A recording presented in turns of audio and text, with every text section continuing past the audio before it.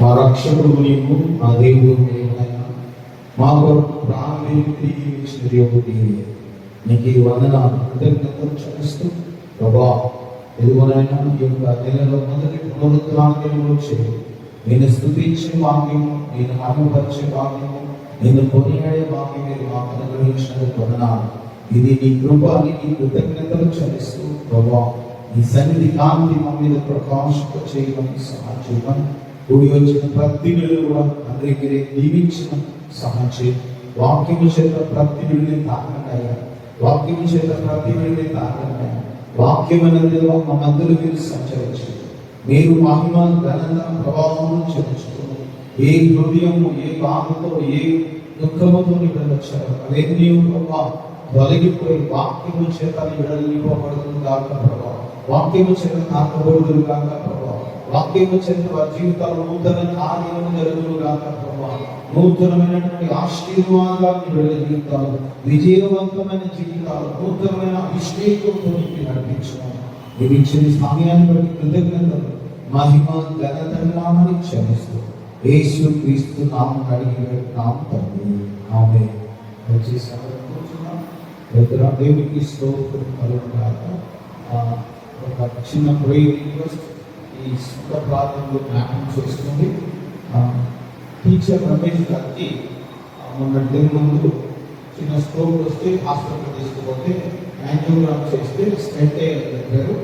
Stent వేసి ఈరోజు డిశ్చార్జింగ్గా చేస్తున్నారట. సంఘంలో అది కోరుకుని ప్రార్థించమని కోరారు. కాబట్టి మీరు కూడా వ్యక్తిగత కుటుంబ ప్రాంతంలో వ్యక్తిగత ప్రాంతంలో రమేష్ గారి గురించి, వారి కుటుంబం గురించి, ఆయన ఆరోగ్య పరిస్థితుల గురించి ప్రార్థిస్తారని నమ్ముతున్నాను. అలాగే కొత్తగా వచ్చిన వారు ఎవరైనా ఒకసారి లేచి నిలబడతారా? ఈరోజు కొత్తగా వచ్చి మళ్ళీ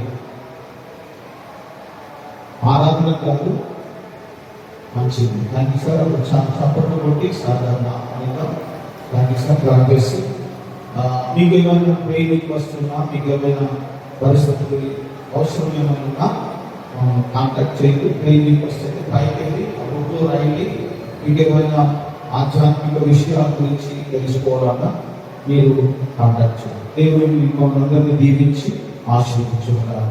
దేవుడు నన్ను నడిపించిన భాగ్యము, ఆత్మ భాగ్యము ఆరోగ్యంలో మనము ఈ యొక్క మాటలు మనము మామూలుగా జనరల్గా చదువుకుంటూ పోతాం. కానీ ప్రభుత్వాలు ఇక్కడ జ్ఞాపకం చేస్తున్న విషయం ఈరోజు ప్రభు వల్ల కాబట్టి మీకు కొన్ని విషయాలు ఇందులో మీరు జ్ఞాపకం చేయాలి. ఒకటి గుర్తుపెట్టుకోండి, ప్రభు వల్ల తీసుకునే వాళ్ళు, ప్రాక్టీస్ తీసుకునే వాళ్ళు మాత్రమే ప్రభు వల్ల తీసుకోవాలి.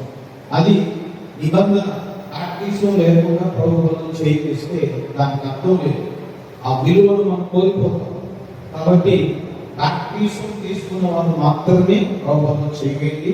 ఒకవేళ ప్రాక్టీస్ తీసుకోకపోతే ఎప్పుడైనా సరే మీకోసం ఎప్పుడు పనిచేయడానికి ప్రాక్టీస్ చేయడానికి సిద్ధమే. ఏ సమయంలో అయినా వచ్చిన రాత్రి కాకుండా ప్రభులు కూడా వస్తే నేను ప్రాక్టీస్ చేయడానికి సిద్ధమే. ఆ విషయాన్ని గమనించి మీరు ఖచ్చితంగా ప్రాక్టీస్ తీసుకున్న వారు మాత్రము చేయవలసిందిగా ప్రయాణంలో తెలియవలసిన. ఇంకొకటి ఏంటంటే, చిన్న పిల్లలకి ఏదో కొంచెం వారి గొంతులు పోయదు, ఆ విలువ వారికి తెలియదు, ఆ పరిస్థితి వారికి తెలియదు. కాబట్టి మీరు ఖచ్చితంగా ఈ విషయాన్ని ఏదో చులకన స్వభావంతో చేయకుండా గౌరవంతో, ప్రేమతో ప్రభు మనకి ఇచ్చినటువంటి ఆ యొక్క సంపూర్ణమైన ఆశీర్వాదం పొందుకోవడానికి మనం చేయాలి. అందుకని పౌలు అంటాడు, ఇదిగో ఇది ఏదో అందరూ భోజనం ఆ రోజుల్లో గృహకుడికలు పెట్టి మంచిగా భోజనాలు ఏర్పాటు చేస్తున్నారు, వాళ్ళతో పాటు కొంత వస్తున్నారు, తింటున్నారు, అలాగే అనుకొని ఇది కూడా తీసుకుంటున్నారు కాదు అని పౌలు జ్ఞాపకం చేశారు. కాబట్టి ఆ విషయాన్ని మనం విలువగానే చూస్తే మన జీవితాలను కూడా ప్రభు విలువగానే చూస్తారు. ఈ 6వ అధ్యాయం మనం చూసినటువంటి 33వ వచనం నుండి 36వ వచనం వరకు ఉన్న పాఠ్యభాగంలో పరలోకం నుండి దిగి వచ్చిన లోకమునకు జీవం ఇచ్చు దేవుడు అనుగ్రహించి ఆహారం అయినదని మీతో నిశ్చయంగా చెప్తున్నానని వారితో చెప్పారు. ప్రభు అన్న మాట ఇది. ప్రభు నోటి నుండి వచ్చినటువంటి వాక్యం ఇది. ప్రభు ఏమంటాడంటే, లోకమునకు జీవం ఇచ్చు ఆహారం పరలోకం నుండి దిగి వచ్చింది అని వారి ఉద్దేశం ఏంటంటే వారు ఏమనుకుంటున్నారంటే, ఇదిగోయ్యా మాకు మోషే భక్తుడు ఆహారం ఇచ్చాడు కదా, మోషే భక్తుడు మాకు అన్ని చేశాడు కదా, మోషే భక్తుని కంటే నువ్వు గొప్పడువా, మోషే భక్తుడు ఇచ్చిన దానికంటే నువ్వు మాకు ఏమి ఇవ్వగలవు, ఏమి మాకు చేయగలవు అనేటువంటి పరిస్థితులు అనే తలంపు వారి జీవితాల్లో కొనసాగుతుంది. అందుకని ప్రభు వారికి జ్ఞాపకం చేస్తున్న విషయము, ఆయన ద్వారా మీరు గుర్తు పెట్టుకోండి అని మరీ ముఖ్యంగా వారు అన్నాడు. పరలోకం నుండి దిగి వచ్చిన ఆహారాన్ని గురించి ప్రభు ఇక్కడ మనకి జ్ఞాపకం చేస్తున్నాడు. అంటే ఈ 6వ అధ్యాయం అంతా కూడా ఆయన జీవాహారాన్ని గురించినటువంటి ప్రస్తావన తీసుకురావడము, జీవాహార సంబంధమైన విషయాలను జ్ఞాపకం చేయడం. మీరు ఈ యొక్క 6వ అధ్యాయంలో ప్రభు వారు ఉజ్జీవ సభ చేశారు.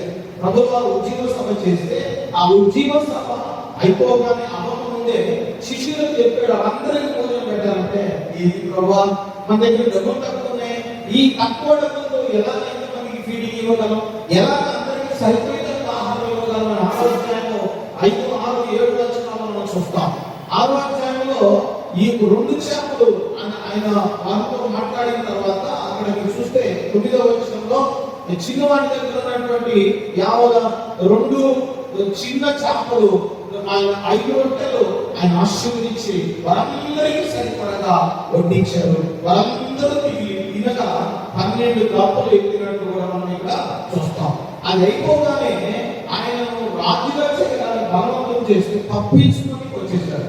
ఆయన రాజు కావడానికి ఇష్టపడలే, ఆయన రాజు కావడానికి ఇష్టపడలే, సింహాసనం మీద కూర్చోడానికి ఇష్టపడలే, సింహాసనం మీద కూర్చొని పెత్తనం చేయడానికి ఇష్టపడలే. ఆయన హృదయంలో రాజుగా తన్ను తాను ఈ భూమి మీద చూపించుకోవడానికి ఇష్టపడ్డాడు. నీ హృదయ అంతరంగంలో ఆయన రాజుగా తన్ను తాను ఆయన చూపించుకోవడానికి ఇష్టపడ్డాడు. అంటే మానవుని జీవితానికి ఏం అవసరము అంటే హృదయ అంతరంగము దేవునికి స్వాధీనం అవ్వాలనేటువంటి కాన్సెప్ట్ ని మనం ఇక్కడ చూస్తున్నాం. ఆయన నిరాకరించాడు. మీరు చూడండి 6వ అధ్యాయంలో మీరు చూస్తే యోహాను సువార్త 6వ అధ్యాయంలో 15వ వచనంలో రాజుల చేతులకు వారు వచ్చి బలవంతం చేయడం పట్టుకుంటూ యేసు ఎరిగి మళ్ళా కొండకు ఒంటరిగా వెళ్ళిపోయాను. యేసు ఎరిగి మళ్ళా ఎందుకు వెళ్ళాడంటే ప్రార్థన చేసుకోవడానికి వెళ్ళాడు. అందుకని వారితో ఏం మాట్లాడుతున్నాడంటే, ఆయనలారా ఇహలోక సంబంధమైనటువంటి విషయాల మీద మనసు పెట్టద్దు, ఇహలోక సంబంధమైనటువంటి విషయాల మీద మీరు కాన్సన్ట్రేషన్ చేయొద్దు, ఇహలోక సంబంధమైనటువంటి విషయాలలో మీరు కాన్సన్ట్రేషన్ చేస్తే పరలోకాన్ని మీరు విడిచుకుంటారు, పరలోకాన్ని పోగొట్టుకుంటారు అనే విషయాన్ని ఇక్కడ యేసుక్రీస్తు స్వయాన మన నోటి నుండి చెప్తున్నటువంటి మాటగా మనం జ్ఞాపకం చేసుకోవాలి. అందుకని ప్రభు ఏమంటాడంటే, పరలోకం నుండి దిగి వచ్చిన ఆహారము నేనే. అంటే మీరు నమ్మితే నా యందు మీరు విశ్వాసం ఉంచుతారు, మీరు విశ్వసించి మీరు నా యందు అనగా మీరు నా యందు విశ్వాసం ఉంచారు కాబట్టి నేను మీకు జీవాహారం ఇవ్వడానికి ఇష్టపడుతున్నా. మొదటిది ప్రభు ఇక్కడ ఏమంటాడు అంటే, ఆయన నోటి నుండి వచ్చినటువంటి 34వ వచనం ప్రకారం మనం చూస్తే 34వ వచనం ప్రకారం అందుకు జీవాహారం 35వ వచనం అందుకు ఇతను జీవాహారము నేను నా యందుకు వచ్చేవాడు ఏం మాత్రము ఆకలి ఉన్నాడు, నా యందు విశ్వాసం ఉంచేవాడు ఎప్పుడునూ దప్పిగా ఉన్నాడు. నా యందుకు మీరు రావాలి అని ఆయన కోరుకున్నాడు. తన యందుకు రావాలని ఎందుకు కోరుకున్నాడు అంటే, ఆయన నిజంగా మనిషి యొక్క జీవితంలో తనని స్వీకరించిన వారిని అనగా తన బిడ్డలుగా స్వీకరించిన వారిని యోహాను సువార్త 1వ అధ్యాయంలో మనం చూస్తే తనను అంగీకరించిన వారందరినీ అనగా తన యందు విశ్వాసం ఉంచిన వారందరినీ దేవుని పిల్లలకు ఆయన అధికారము అనుగ్రహించను. చూడండి అక్కడ చూస్తే 1వ అధ్యాయంలో ఆయన జ్ఞాపకం చేస్తున్న విషయం 9, 10, 11 వచనాలు మీరు చూస్తే అది లోకంలోకి వచ్చి ప్రతి మనిషి ప్రేరేపిస్తున్నది. ఆయన లోకంలో ఉన్నాను, లోకం ఆయన మూలముగా కలిగిన కానీ లోకం ఆయన తెలుసుకున్నది. ఆయన తన స్వకీయుల ఎదురు వచ్చాను, ఆయన స్వకీయులు ఆయన అంగీకరించలేదు. తను ఎక్కడ అంగీకరించరో అనగా తన నామమున విశ్వాసం ఉంచు వారికి దేవుని పిల్లలకు ఆయనకు అధికారం అనుగ్రహించెను. వారు దేవుని వల్ల పుట్టిన వారే కానీ రక్తము వలనైనను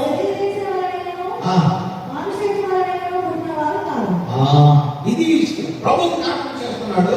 నా యుద్ధకు వస్తే మీ ఆధ్యాత్మిక జన్మ విషయంలో ప్రూవ్ చేసుకుంటా నేను అంటే నేను నా యుద్ధకు రావడం అంటే నేను మిమ్మల్ని భిక్షగాడిగా స్వీకరించడానికి ఇష్టపడట్లే. ఎక్కడో బయట అడుక్కోండి, బయట ప్రార్థన చేసుకోండి, బయట ఎక్కడో ఉండండి కాదు. నా మందిరంలో అంటే నేను 101వ కీర్తన ప్రకారం చూస్తే ఆయన ఏమంటాడు అంటే ఆయన అన్న ఆ మాట 101వ కీర్తన ప్రకారం మనం చూస్తే మనం చదువుకున్నటువంటి ఉత్తర పశ్చిమ భాగంలో ఆయన అన్న మాట మీరు ఒకసారి చూడండి. నా యొక్క నివసించినట్లు ఆలోచనలో నా యొక్క నివసించినట్లు అనే మాట. తన దగ్గర నివాసం, తన బిడ్డలు తన దగ్గర నివాసం చేస్తారు. తన బిడ్డలు కాని వారు అయితే ఉంటారు. అంటే ఆయన దగ్గరికి రావడం అంటే ఏదో భిక్షకాలాగా అయితే అడుక్కోవడానికి కాదు. ఏదో భిక్షకాలాగా నువ్వు ఇది ఇస్తావో ఇవో అనుమానంతో కూడా కాదు. తన దగ్గరికి వచ్చిన వారిని దేవుని పిల్లలు అనడానికి, దేవుని పిల్లలు చేయడానికి ఆయనకు అధికారం ఉంది. అది మీరు జ్ఞాపకం చేసుకోవాలి. దేవుని దగ్గరికి వస్తున్నాం, ఆయన విశ్వాసం ఉంచాం, ఆయన నామంలో మనం బ్యాప్టిజం తీసుకోవడానికి భయపడుతున్నారు. బ్యాప్టిజం తీసుకోవడానికి భయపడుతున్నారు. ఏదైనా అడ్డొస్తుందేమో, లేకపోతే ఏదైనా నాకు ఏదైనా ఎదురైందేమో వద్దు. దేవుని సన్నిధిలో బ్యాప్టిజం తీసుకోవాలనిపిస్తే విశ్వసించిన ప్రతి ఒక్కరు బ్యాప్టిజం తీసుకోవడం మంచిది. ఎందుకంటే రాకడ ఎప్పుడో తెలియదు.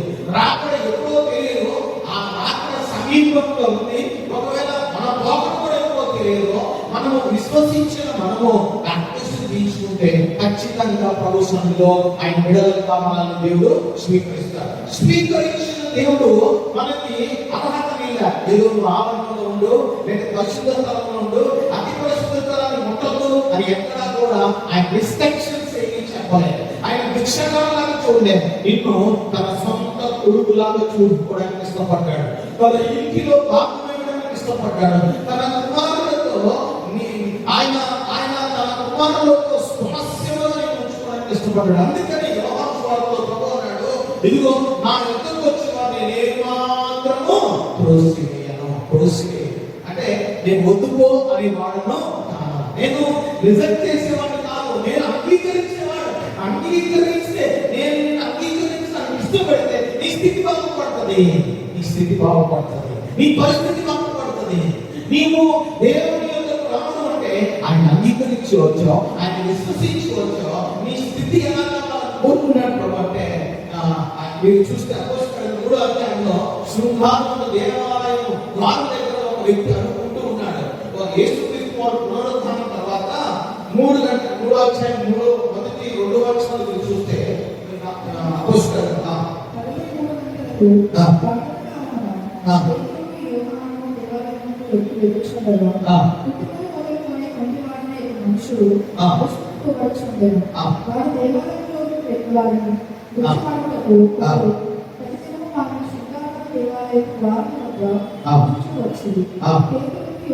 దేవాలయాన్ని ప్రవేశించబోతున్నప్పుడు వారు చూసి చూసి చూడమని వాడు వారి ఏమైనా దొరుకుతుందని కానీ వారు దొరుకుతుందనే ఆ ఉద్దేశంతో లక్ష్యం నుంచి చూసినప్పుడు వెండి బంగారం లేదు. కానీ నజరేయుడైన యేసు నామములో తిరిగి లేచి నడవమని చెప్పగా కుంటివాడు లేచి నడవడము మొదలుపెట్టాడు. అది ఆయన దగ్గరికి రావడం అంటే నీవు నడవలేని పరిస్థితిలో ఉంటే, అంటే నడవలేని పరిస్థితి అంటే వాక్యము చేత నడిపించబడలేని పరిస్థితిలో ఉండొచ్చు, వాక్యం చేత తగ్గిన లేవలేని పరిస్థితిలో ఉండొచ్చు, వాక్యమైన దేవునితో సహవాసం లేకపోయి ఉండొచ్చు, దేవుని స్వరం వినబడకపోవచ్చు, దేవునితో మాట్లాడకుండా ఉండకపోవచ్చు. కానీ ఇప్పుడు తీసుకోవాలి ఏంటంటే నేను నా కొడుకులాగే చూసుకుంటాను. ఇలా నేను నా సొంత కొడుకులాగా, నా కుమారులాగా నేను చూసుకుంటా. మీ దగ్గర ఎటువంటి తారతమ్యాలు లేవు. వినోదలాగా నేను చేయను, నేను చూడను. ఎందుకంటే నాకు అందరూ సమానం. అంటే ఆయన ఉద్దేశం ఏంటంటే గుడ్డివాన్ని తీసుకొచ్చి మందిరం నిలబెట్టి పేతురు యోహానులు అడుక్కునే వ్యక్తి వారిని పట్టుకొని లోపలికి వచ్చి ఆరాధన చేస్తుంది ప్రజలు. దేవుని గొప్ప కార్యాలు ఇది. దేవుని గొప్పతనం ఏంటంటే బయట ఉన్న వారిని తీసుకొచ్చి మందిరంలో పెట్టి వారి మందిరంలో ఉన్నవారు ఆయన యందు విశ్వాసం ఉంచాలి, ఆయనను స్వీకరించాలి, దేవుని కుమారుడుగా ఆయనను వారు అంగీకరించాలని కాన్షియస్ టైం తీసుకురావడానికి ఇష్టపడ్డాడు. అందుకనే ఆ ఎదురు అన్నాడు. రెండోది అక్కడ ఏమంటాడంటే నిజమైన ఆహారాన్ని గురించి జ్ఞాపకం చేయబడింది. దీనిలో ఒక దైవజనుడు అద్భుతమైన విషయం రాశాడు. అది ఈరోజు సమయంలో నేను పంచుకోవాలనుకుంటున్నా. అద్భుతమైన విషయం రాశాడు. నిజమైన ఆహారం గురించి మాట్లాడుతూ అద్భుతమైన విషయాన్ని గుర్తుపెట్టుకోండి. ఇది సహజమే. ఇది ఒకవేళ మీరు ఇది నాకు తెలుసు, ఇదంతా తెలుసు అనుకున్నా, ఇది మాత్రం మీరు ఖచ్చితంగా మీ మనసులో ఉంచుకోవాల్సిందిగా ప్రేమతో జ్ఞాపకం చేస్తున్నారు. ప్రభు ఏమన్నాడు అంటే అక్కడ నిజమైన ఆహారం అన్నాడు. ఒక దైవజనుడు స్పర్శన అనే దైవజనుడు ఏమన్నాడంటే ఆయన అన్న మాట సత్యమే కదా, దానికి అబద్ధం ఎక్కడ ఉంది? ఇది నిజమైన ఆహారం అని అంటే వారు ఏమనుకుంటున్నారంటే ఈయన శరీరం తినడం, ఈయన రక్తం తాగడం ఏంటి వాళ్ళు అనుకుంటున్నారు. అలాగా మీరు ఆ యోగం మీరు ఇంటికి వెళ్తారో చదువుకోండి. ఈయన శరీరం ఇది, ఈయన రక్తం మనం తాగడం ఏంటండి? ఇవన్నీ ఈ పరిస్థితులన్నీ మనకి తీసుకొచ్చి పెట్టడం ఏంటండి అని వాళ్ళు కొనుక్కుంటున్నారు. ఆయన నిజమే చెప్పాడు. ఒక దైవజనుడు అంటాడు, నిజమే చెప్పినప్పుడంట అంగీకరించిన వారు ఒంటిగా నిజంపై తిరిగితే ఆ సత్యము మిమ్మల్ని ఆశీర్వాదకరంగా అనిపిస్తుంది. దేవునికి స్తోత్రం కలుగుగాక. అంటే ఆయన నిజంగా మాట్లాడినప్పుడు ఒక దైవజనుడు అంటాడు, నిజంగా మాట్లాడినప్పుడు అంట వాక్కు అగ్నిగా బయటకు వచ్చినట్ట. దేవునికి స్తోత్రం కలుగుగాక. ఆయన అన్న మాట మీరు చూడండి. అక్కడ యోహాను సువార్త 6వ అధ్యాయంలో ఆయన అన్న మాట మీరు చూస్తే నిజమైన ఆహారం నేనే, నా ఎదురుకు వచ్చేవాడు నేను ఏమాత్రం తోసిలేను, ఆయన విశ్వాసం ఉంచువాడు ఎప్పుడు తప్పుకున్నాడు, మీరు నన్ను చూచి నన్ను విశ్వసింపక ఉన్నారని వారితో చెప్పాను. అంటే తనను విశ్వసించని వారి గురించి, తనను నమ్మని వారి గురించి ఎందుకు మాట్లాడుతున్నాడు అంటే ఒక విషయాన్ని మీరు ఒకసారి కూడా జ్ఞాపకం చేసుకోవాలి. అగ్నిగా ఆయన నోటి నుండి మాట వస్తే అక్కడ ఉన్న చెక్కలు కాల్చివేయాలి, అక్కడ ఉన్న పొట్టును కాల్చివేయాలి. అక్కడ ఉన్నటువంటి ఆ అగ్ని అనేకమైన చెత్త సమమైన ఆలోచనలు కాలిపోవాలి. అది అగ్నిలో ఉన్న కెపాసిటీ. యేసు క్రీస్తు వారి నోటి నుండి వచ్చినటువంటి ఆ మాట అగ్నిగా వారి మధ్యలో సంచరిస్తున్నప్పుడు వారిలో ఉన్న ప్రతి చెత్తను కాల్చడానికి వారు అప్పగించుకోవట్లేదు. అది ఆయన మాట. ఆయన ఆలోచన తర్వాత చదువుకోండి. యేసు క్రీస్తు వారు నేనే జీవాహారం ఎందుకు అన్నాడు అంటే ఆ జీవాహారం విలువను వారు తెలుసుకోవాలి. అంటే ప్రభు యొక్క నిజమైన ఆ మాటను వారు స్వీకరించినప్పుడు, వారు ఆస్వాదించినప్పుడు, వారు ఎప్పుడైతే దాన్ని అంగీకరిస్తారో తమలో ఉన్న చెత్త, పొట్టు, అపవిత్రత కాలిపోవాలి. అంటే బంగారము అగ్ని చెత్త కాల్చబడినప్పుడు దాంట్లో ఉన్న చెత్త, పొట్టు కాలిపోతుంది. స్వచ్ఛమైన బంగారం ముద్దవుతుంది, స్వచ్ఛమైన బంగారం వేరైతుంది. నువ్వు బంగారం అయితే యేసుక్రీస్తు వారి యందు విశ్వాసం ఉంచితే నీలో ఉన్న దుష్టత్వమైన, నీలో ఉన్న పాపమైన, నీలో ఉన్న అపవిత్రత అయినా, నీలో ఉన్న సమస్తము నిజమైన దేవుని కుమారుని యొక్క మాటలు నిన్ను స్వచ్ఛతలోకి తీసుకొని వస్తుంది. స్వచ్ఛతలోకి తీసుకొని వస్తుంది. అంటే అగ్ని అందుకే మత్తయి సువార్త 3వ అధ్యాయంలో ఆయన మత్తయి సువార్తికుడు బాప్టిస్ట్ యోహాను ఒక మాట అన్నాడు. మత్తయి సువార్త 3వ అధ్యాయంలో ప్రభువుని గురించి మాట అన్నాడు. ఆయన ఏమన్నాడు అంటే 3వ అధ్యాయం 10-11 వచనాలు మీరు చూస్తే ఒకసారి మంచి ఫలం ఫలింపని ప్రతి చెట్టులో నరకబడి అగ్నిలో వేయబడును. 6 వర్షాల నిమిత్తము నేను మీలో నీకు ప్రవచనం ఇచ్చుచున్నాను. అయితే నా వెనుక వచ్చేవాడు నాకంటే శక్తిమంతుడు. ఆయన చెప్పులు పోయినవేనో నేను పాల్గొనే కాదు. ఆయన పరిశుద్ధాత్మలోను అగ్నితోనూ నీకు ప్రవచించును. ఆయన చేత ఆయన చేతిలో ఉన్నది. ఆయన పదవులు బాగా శుభ్రం చేసుకుని గోధుమలను పొట్టులో పోసి ఆరని అగ్నితో పొట్టును కాల్చివేయడానికి ఇష్టపడుతున్నాడు. నీలో ఉన్న పొట్టైనా, నీలో ఉన్న చెత్తనైనా, నీలో ఉన్న దుష్టత్వమైనా, దుస్తుల ఆలోచన చొప్పున నడవక, పాప మార్గమున కూర్చుండగా, అపహాస్యంగా కూర్చుండగా అవన్నీ కూడా నీలో ఉంటే అవన్నీ కాల్చడానికి ఆయన మాట నీ జీవితంలో పనిచేస్తాయి. ఇది నమ్మితే అది యేసయ్య అధికారాన్ని నీ జీవితంలో అంగీకరించాలి. అది నిజమైన ఆ నిజమైన మాటలు ఆహారము నేను స్వీకరించి ప్రభువా నాలో ఈ దుష్టత్వం ఉంటాయా, నాలో ఈ యొక్క బాధ ఉంటాయా, నాలో ఇటువంటి క్షమించలేని మనసుని ప్రభువా, నాలో ఇటువంటి గొప్ప సాధనమైన నేను చాలా సార్లు ప్రభువుని అడిగేది ఒకటే, ప్రభువా నాకెందుకు ఈ పరిస్థితి వస్తుంది అని అడిగినప్పుడల్లా ఏదో ఒకటి ప్రభు నాకు ఒప్పుకున్నప్పుడల్లా నాకు అనిపిస్తుంది ఏదో లోపం నాలో ఇంకా ఉంది. వాక్యమైన దేవుడు నీతో మాట్లాడే కొద్దీ వాక్యమైన దేవుడు నేను స్వచ్ఛతలో తీసుకురావడానికి ఇష్టపడతాడు. అక్కడ అబద్ధం ఉండకూడదు, ఆయన దగ్గర అబద్ధం ఉండకూడదు. ఆయన నిజమైన దేవుని కుమారుడు, నిజమైన దేవుని కుమారుడు దగ్గరికి వచ్చి ప్రభా లోపల చెత్త ఉండనిలే నీ కనబడదు కాదు, లోపల అపవిత్రత ఉండనిలే కనబడదు కాదు, పులిసిన పిండి కొంచెమే అని ముద్దాదయ్యూ పులిసిపోతుంది.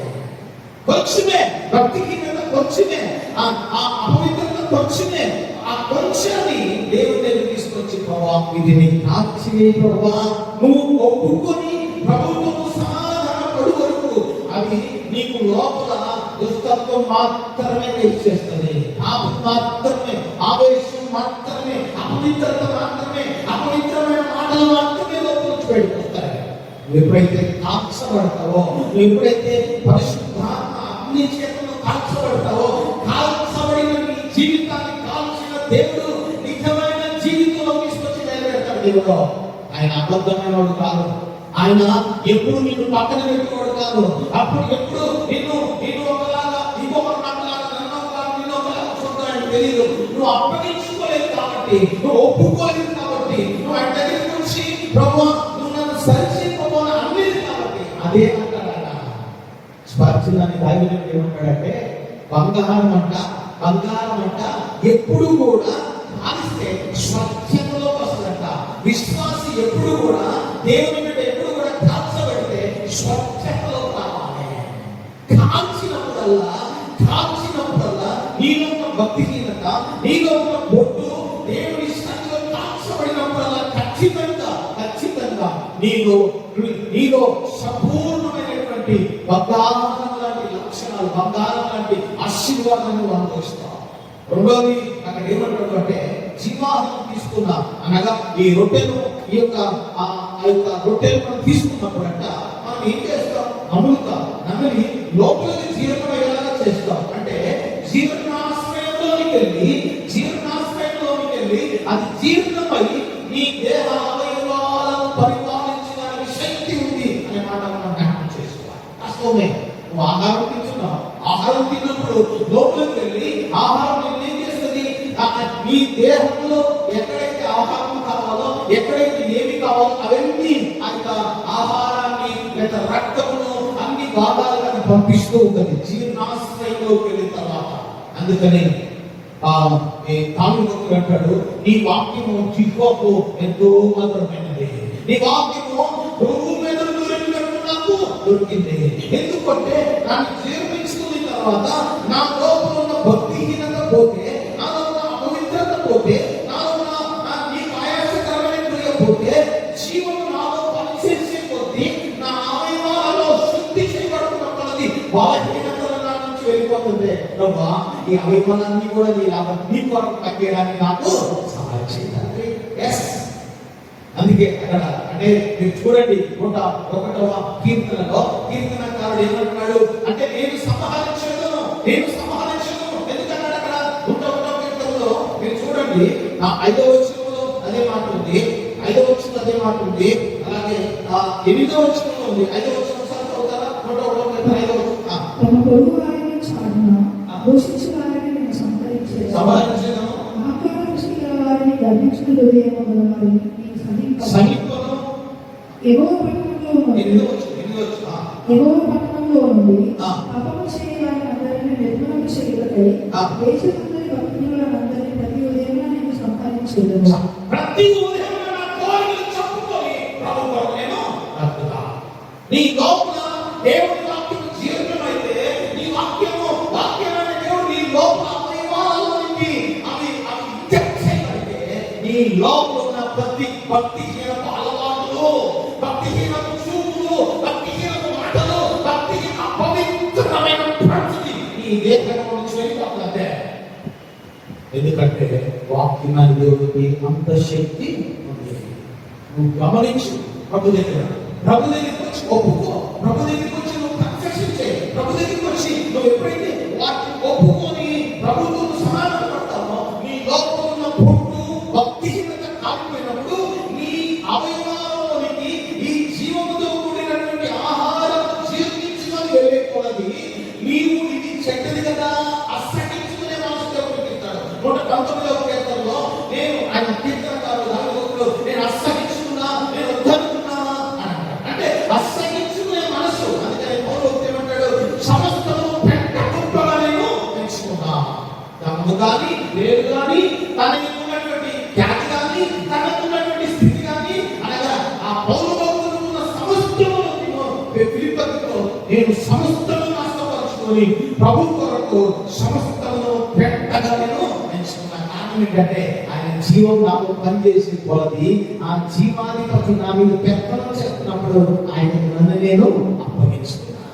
ఎస్, జీర్ణం అయ్యే కొలది ఆహారం నీ లోపల జీర్ణమయ్యే కొలది దేహానికి ఎలాగే శక్తినిస్తుందో, ఎలాగే నిలబడడానికి ప్రయత్నిస్తుందో, నీ లోపల అవయవాలను దేవుడు ఎలాగైతే నిన్ను దేవుడు దీవిస్తాడో అలాగే వాక్యాన్ని కూడా నువ్వు నమ్మితే, వాక్యాన్ని కూడా నువ్వు అంగీకరిస్తే, వాక్యం కూడా ప్రభు వైపు చూడగలిగితే ఖచ్చితంగా నీ లోపల ఆ జీవం పనిచేయడం నీవు గుర్తుపెట్టుకో. నువ్వు మాట్లాడితే నీకు స్వస్థత జరగాలి. ఎవరో తెలుసా? రాజు కొడుకువి ఇదిగో ఇది కాదులే అది కాదులే మాట్లాడతారు అయ్యా, ప్లీజ్ అలాంటి మాటలు మాట్లాడతారు. ఇది కొలదు అలాగా.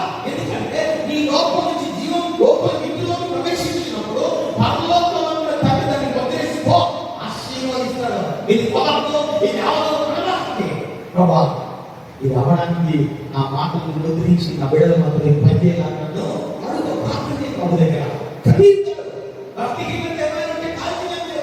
నీ లోపల ఉన్న జీవాహారమైన క్రీస్తు యొక్క సంపూర్ణత ఇతరులకు పని నీ లోపల పని గుర్తుపెట్టుకో. ఇతరులు కూడా పని. నేను నా జీవితంలో చాలా సాక్ష్యాలు ఉన్నాయి. నేను గొప్పగా చెప్పట్లేదు. ఒకరు పెళ్ళి, అది కూడా రెండో పెళ్లి చేసిన. రెండో పెళ్లి నేను చేస్తే ఆ అమ్మాయికి ప్రార్థన, ఆ సహోదరికి ప్రార్థన చేస్తే ఆమె ముందుగానే వచ్చి నిలబడి ప్రార్థన చేసుకుని వెళ్తుంటే ఇద్దరు పిల్లలు అమ్మాయి ఒకే కాలంలో కొడుకు కూతురు ఇద్దరు ఒకే కాలంలో పుట్టారు. పుట్టిన తర్వాత ఆయన వచ్చాడు. మాస్టర్ ఎప్పుడో చెప్పినయ్యా పుట్టక మునిపే అంటే అనేది ఏంటంటే ఆ జీవం మీలో నుంచి బయటకు వచ్చినప్పుడు కొన్ని నెలలు కావచ్చు, కొన్ని రోజులు కావచ్చు, కావేసి కలిగినప్పుడు నువ్వు ఎవరు అక్కడ కనపరచబడతావు. ఎందుకో తెలుసా? నేను రాజులాంటి ప్రభు చూడాలన్నాడు. నేను బానిసలకు భిక్షకల్లా చూడటమైన ఉద్దేశము ప్రభు నువ్వు ఏమైనా చేసుకో. నువ్వు ప్రభుత్వ నీకున్న సంబంధాన్ని నిర్ణయం చేసుకో. ప్రభుత్వ నీకున్న సంబంధాన్ని చేసుకో. నీకున్న భక్తి కలిసి చేసుకో. శీఘ్రమయ్యే వాటిని నీ అమితాలు వాటిని ఆ యొక్క విషయాలు ప్రవహించేది క్రీస్తు యొక్క సంపూర్ణత, క్రీస్తు యొక్క ఆ జీవము నీ నోటి నుంచి బయటికి రావాలి. గుర్తుపెట్టుకో. జరగాలి ఇంట్లో నీ పిల్లలు చదవడానికి, నీ మాటలు నీ పిల్లలకు ఆశీర్వాదకరంగా నీ ప్రార్థన. బయటికి పోయినప్పుడల్లా అమ్మ నేను బయటకు వెళ్తాను, నా కోసం ప్రార్థన చేయి. మా పిల్లలు మా పిల్లలు వారు 5 మంది పిల్లల్ని బయటికి డాడీ ప్రార్థన చేయి. కాలేజీకి పోయినప్పుడు ప్రార్థన చేసి, ఎక్కడికైనా వెళ్ళినప్పుడు ప్రార్థన చేసి. ఎందుకు ప్రార్థన చేయించుకోవాలి? తల్లిదండ్రులు నా కోసం ప్రార్థన చేస్తారు. నమ్మకం వారికి నీ మీద కలగాలి. నీ లోపల జీవం పనిచేస్తే ఆ జీవం నీలో జీర్ణించుకొని భక్తిహీనత కాల్చివేసి నిజమైన క్రీస్తు యొక్క సంపూర్ణత నీలో నెరవేర్చలేదు. బంగారం ఆయన బంగారం, నువ్వు సామాన్యుడు కాదు. బంగారం ఎత్తుకొని కూడా నీకు రాబోతున్నాడు ఏసయ్య. గుర్తు పెట్టుకో. మూడోది ఒక దైవజనుడు ఏమంటాడంటే క్రీస్తు యేసు గుణగణాలు నీలో రేఖ దేవుని స్తోత్రం కలుగుతాయి. సువార్త చెప్పాలి, ఇంకొకరి కోసం ప్రార్థన చేయాలి, నశించిపోతున్న వారి కోసం ఆరాటము కలిగి ఉండాలి. అది క్రీస్తు యొక్క సంపూర్ణత నీ మీదనో నీ కుటుంబం మీదనో ఖచ్చితంగా ప్రభు పనిచేయడానికి ఇష్టపడుతున్నాడు. అంటే ఈ అవయవములు నీ దేహము క్రీస్తుకు అవయవములుగా మార్చబడుతున్నాయి. ఎఫెసీ పత్రిక అపోస్తలుడైన పౌలు అన్నాడు. ఎఫెసీ పత్రికలో అపోస్తలుడైన పౌలు అన్నాడు. ఏమన్నాడు అంటే మనము క్రీస్తునకు అవయవములై ఉన్నామని అనే మాట జ్ఞాపకం చేశారు. ఎందుకు అన్నాడు అంటే ఇది క్రీస్తులో అమర్చమైనటువంటి ఆధ్యాత్మిక జీవిత సంపూర్ణత మనం జ్ఞాపకం చేసుకోవాలి. క్రీస్తు యొక్క సంపూర్ణత మన లోపల ఆయన అవయవాలను మనం ఆయన అవయవాలను ఎప్పుడైతే అంగీకరిస్తామో ఖచ్చితంగా ఎఫెసీ పత్రికలో ఆయన జ్ఞాపకం చేస్తూ 5వ అధ్యాయం 28-29 వచనాలు మీరు తర్వాత చదువుకోండి. ఆయన ప్రతి అవయవాన్ని పోషించడానికి ఇష్టపడతారు. చూడండి ఒకసారి 20లో ఒకసారి కూడా తన సొంత శరీరంలో వలె తన భార్యను ప్రేమించబడుతున్నాడు. తన భార్యను ప్రేమించినవాడు తనను ప్రేమించబడుతున్నాడు. తన శరీరము ద్వేషించేవాడు ఎవరిలో లేదు కానీ ప్రతి వాడును దానిని పోషించి సంరక్షించుకుంటాం. మనము క్రీస్తు శరీరములకు అవయవములై ఉన్నాము కనుక అంటే నీ లోపల యేసుక్రీస్తు ప్రభువు యొక్క అలవాట్లు, నీ లోపల యేసుక్రీస్తు ప్రభువు యొక్క సంపూర్ణత మనం నెరవేరితే కొన్ని సంవత్సరాలైనా అది ఈ మధ్యలో నుంచి ఈ భూమి నుంచి గుర్తుపెట్టుకోవాలి. ఈ రోజుకి 136 సంవత్సరాలైన దైవజనులు వచ్చి పరిచయం చేసిపోయారు.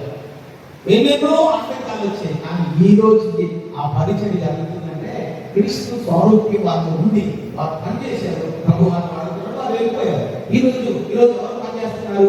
యేసు క్రీస్తు పనిచేస్తున్నారు. వాళ్ళు పనిచేస్తే వాళ్ళు లేరు మన మధ్యలో, కానీ యేసైన వాళ్ళు పరిచయం చేసుకెళ్ళారు. ఇది శాశ్వతమైన దీవెన, ఇది అద్భుతమైన క్రీస్తు స్వరూప్యమైన లక్షణాలు మీలో డెవలప్ అయ్యే కొలది. చాలా మంది అంటారు, అమ్మ ప్రార్థన చేసిందండి, మా నాన్న ప్రార్థన చేసింది. వాస్తవం ఇది. వాళ్ళు ప్రార్థన చేయబట్టే ఈరోజు మనం విన్నాం. వాళ్ళు ప్రార్థన చేశారు, వాళ్ళు కన్నీరు కార్చారు, వాళ్ళు ఉపవాసం ఉన్నారు, వాళ్ళు ఏమేమో చేశారు. వాళ్ళు చేసినవన్నీ క్రీస్తులో అమర్చబడి యేసును స్వీకరించి ఈ తరములకు ఆశీర్వాదకరంగా ఇవ్వాలని ఇది గొప్ప విషయం. ఒకరు అయిపోయేది కాదు, ఒకరితో ముగించేది కాదు. అందుకని నిజమైన ఆహారాన్ని గురించి జ్ఞాపకం చేయబడింది. మూడోది నేను జ్ఞాపకం చేసి ముగిస్తా, మూడో విషయాన్ని జ్ఞాపకం చేసి ముగిస్తా. అంతే దేవుడా నేను అని లేపుతా. ఎందుకు లేపుతాడు?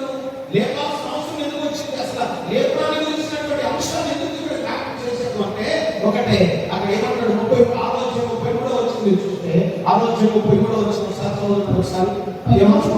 33 వచ్చిన తిరిగి వచ్చి లోకములకు జీవమిచ్చినది దేవుడు అనుగ్రహించు ఆహారమే ఉన్నదని మీతో విషయంలో చెప్పుచున్నాను వారితో చెప్పాను.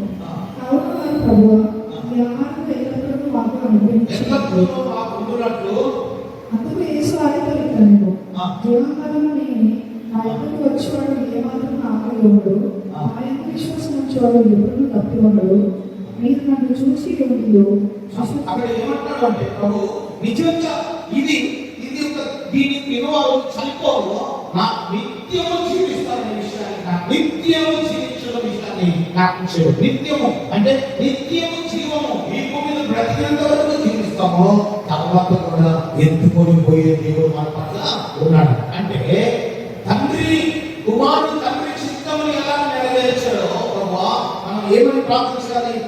మన ప్రభు ఏమంటాడంటే తండ్రి చిత్తమైతే దేవాన్ని చిత్తమైతే ఇది జరుగుతుంది కాక అని ప్రార్థించాలి. తండ్రి చిత్తములకు మనం లోపరుచుకోవాలి. అక్కడ మీరు 6వ అధ్యాయంలో ఆయన అన్న మాటలు చూస్తే, నేను తండ్రి చిత్తమును నెరవేర్చడానికి వచ్చిన, ఇంత పని చేసినా కూడా తండ్రి ఉద్దేశం లేకుండా నేను ఏమి చేయట్లేదు, నా ఉద్దేశాన్ని నేను చంపుకున్నా, నా కోరిక నేను చంపుకున్నా.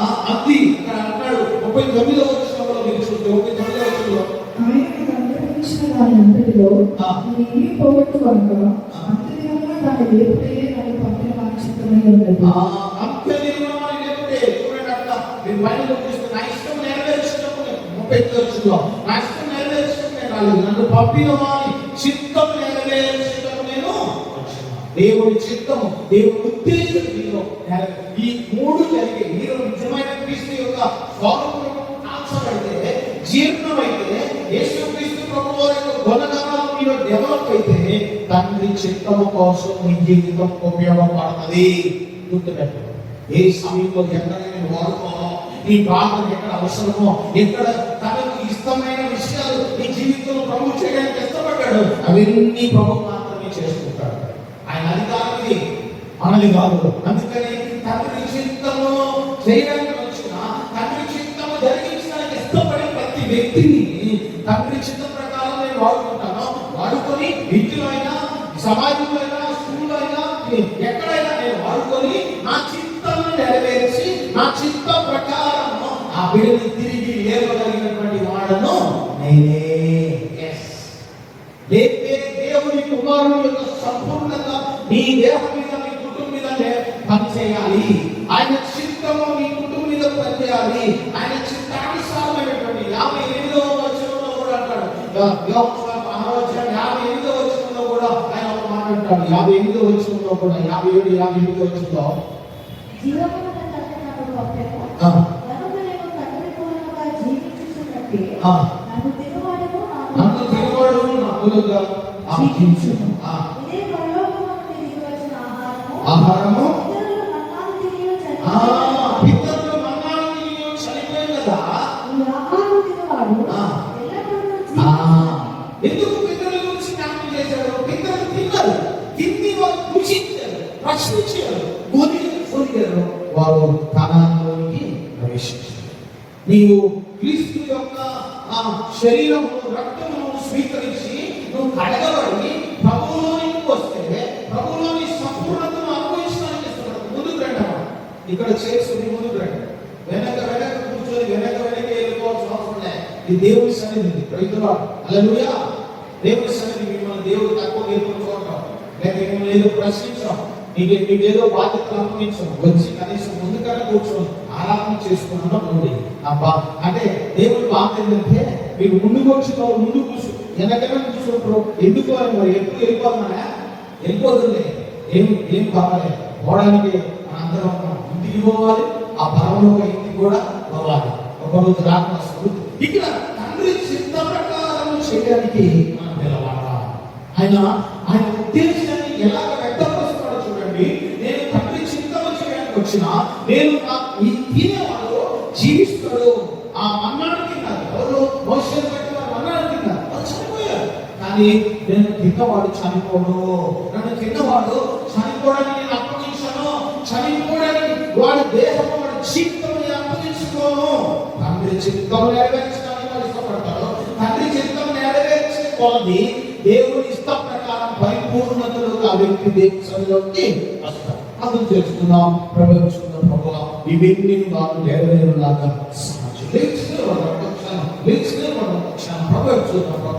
మోకరించగలిగిన వెళ్ళి మోకరించండి. ప్రభుత్వ సమాధాన పడండి. ప్రభువా నన్ను జ్ఞాపకం చేసుకో.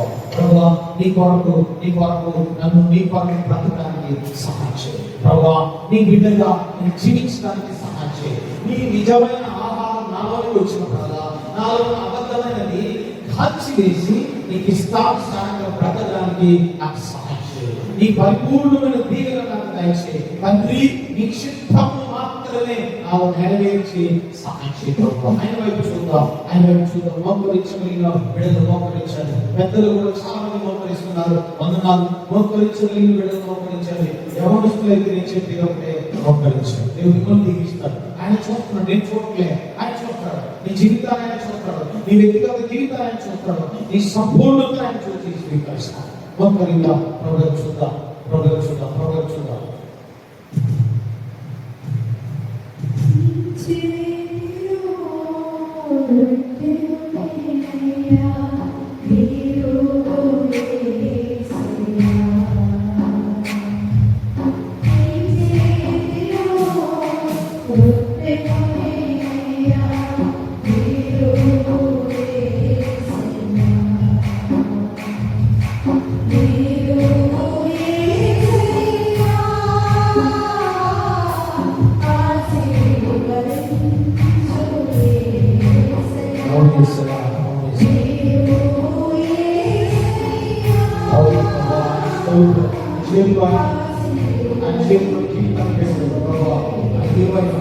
అనేకులు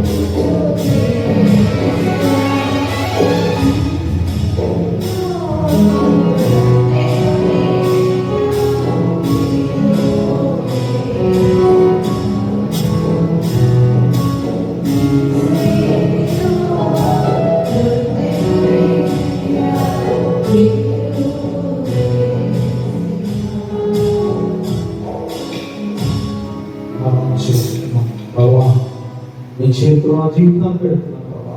నన్ను విడువు ప్రభా. నీకు ఇష్టానుసారంగా బ్రతకడానికి నాకు సాధన. నా ఇష్టము చెప్పుకొని నీ ఇష్టం కొరకు నా బ్రతుకులు కొనసాగించే కొరకు దయచేయండి. నీ లోపల నా కోరికలు చెప్పుకో, నీ లోపల నా ఆవేశాన్ని చెప్పుకో, నీ లోపల నా పవిత్రత చెప్పుకో, నీ లోపల భక్తిహీనత యేసు నామములో కాల్చి వేయబడుగాక. ప్రభువా, ప్రతి బిడ్డని జ్ఞాపకం చేసుకో. ప్రతి బిడ్డకి నువ్వు చెప్పని వాటిని బిడ్డలతో పంచుకున్న ప్రభువా, నువ్వు నిజమైన ఆహారం ఎంత గొప్పది. నువ్వు బలి అవడానికి నా కోసం నా కోసం పొద్దునగా తగ్గించుకున్నావు ప్రభా. నన్ను కడుగవా, నన్ను శుద్ధీకరించవా, నన్ను పరిశుద్ధపరచవా. నీ కృపలో నన్ను జ్ఞాపకం చేసుకో. ప్రతి ఒక్కరిని ముట్టండి, ప్రతి ఒక్కరిని ముట్టండియా. యేసు నామములో తాకబడుగాక. యేసు నామములో అగ్నివాదన మస్తులు కాల్చివేయగాక. అపవిత్రత కాలిపోవుగాక, భక్తిహీనత కాలిపోవుగాక. ప్రతి శాపము యేసు నామములో కాల్చివేయబడుగాక. కార్యంలో నాటకపరిచే ప్రతి భక్తిహీనత, ప్రతి దుఃఖ వస్త్రము, ప్రతి శాపకష్టమైన వస్త్రములు, ఆర్థిక వనరులు చెరనీయకుండా, విడుదల ఆశీర్వాదం రానియకుండా ప్రతి విధమైన శాపములన్నీ యేసు నామములో కాలిపోవుగాక. ఈ శిలువ రక్తము ప్రతి బిడ్డని కడిగి శుద్ధీకరించు ప్రభువా. నువ్వు చెప్పని విషయాలను పంచుకున్న ప్రభువా, నీ చిత్తమే నీ బిడ్డల జీవితాల్లో నడుగుగాక. నీ చిత్తమే నెరవేరుగాక. నీ చిత్తానుసారమైన కోరిక ప్రతి బిడ్డ అంత ప్రతీకగా మనిషిని వృక్షమై నీ చిత్తము కొరకు తమ్మును తాము తగ్గించుకొని నష్టపరుచుకొని నీ కొరకు బ్రతకడానికి పరిశుద్ధమైన జీవితం ప్రతి బిడ్డకి యేసు నామములో నీ అనుగ్రహ ఆశీర్వాదం అనుగ్రహించబడును గాక.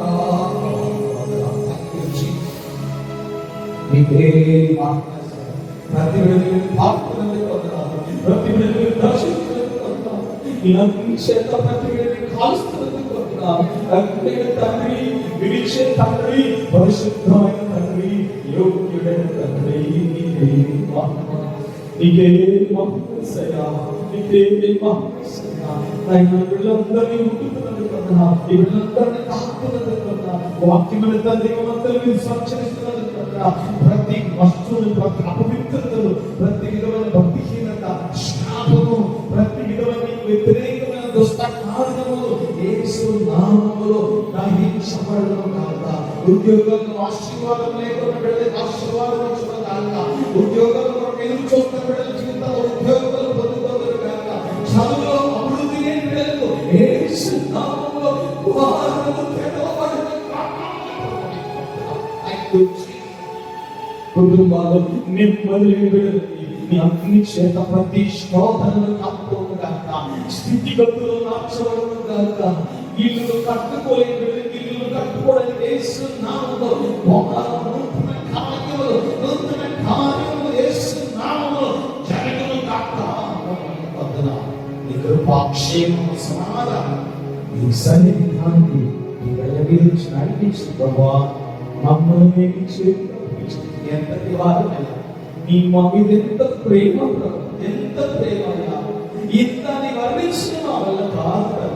నీ ప్రేమ హద్దు లేదు నాయన. నీకే మహిమ, నీకే మహిమ. ప్రతి బిడ్డని కొట్టినది కొన్నా, ప్రతి బిడ్డని తాకినది కొన్నా, ప్రతి బిడ్డని దర్శించినది కొన్నా, ప్రతి బిడ్డని ఎత్తుకున్నది కొన్నా, ప్రతి బిడ్డని ముద్దు పెట్టుకున్నది కొన్నా.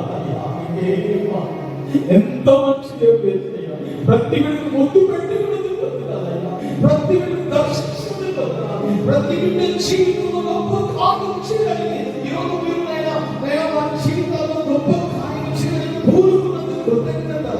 మహిమానికే పునరుద్ధారుడైన క్రీస్తు యొక్క సంపూర్ణత కుటుంబాల మీద సంఘం మీద సంపూర్ణత ప్రవేశం ఈ విడుదల ప్రతిష్ఠించుకొని వాడుకోవడం సమర్పణని నేను మాత్రమే మహిమ ఘనత ప్రభావం చెల్లించుకోవాలి.